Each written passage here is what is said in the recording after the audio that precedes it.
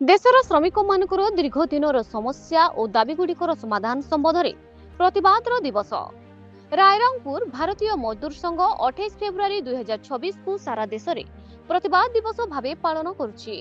कुठिकारी अनुष्ठित 21तम अखिल भारतीय अधिवेशन में पारित प्रस्ताव अनुଯାयी श्रमिक समस्या देश और राज्य स्तर में मोट 11टी दाबी तथा आहरी अनेक आंचलिक जिला स्तरीय समस्या नहीं मान्यवर प्रधानमंत्री नुआदिल्ली और मान्यवर मुख्यमंत्री ओडिशा निमंते पठागला।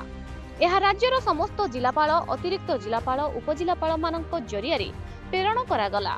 एही परिप्रेक्षी में मयूरभंज जिला बामनघाटी उपखंड रायरंगपुर ठारे स्थानीय उपजिलापाल को दाबीपत्र प्रदान करा जायतिला।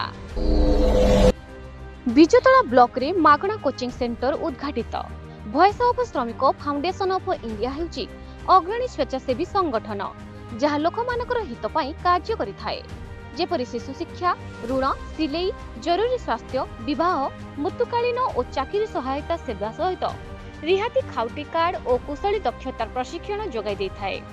उक्त अनुष्ठान राज्य कोऑर्डिनेटर विष्णु दास परिचालन में जिला आंचलिक संयोजक रूपक कुमार महांती, जिला संयोजक अमर सिंह महंत, बिजतला ब्लॉक संयोजक अवंती लता बेहेरा उपस्थिति क्रमे आज मयूरभंज जिला बामनघाटी उपखंड बिजतला ब्लॉक रे मागणा कोचिंग सेंटर उद्घाटित हो जाइए।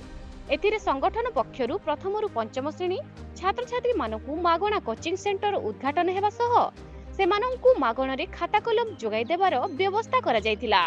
उक्त उद्घाटन कार्यक्रम रे बिजतला ब्लॉक रो बड़झरण ग्राम पंचायत अंतर्गत आंबडीहा ग्राम रे पंचायत संयोजक दीपक कुमार महंत, शिक्षयित्री शुभश्री प्रियदर्शनी, वार्ड मेंबर मधुमुंडा और माधव सोरेन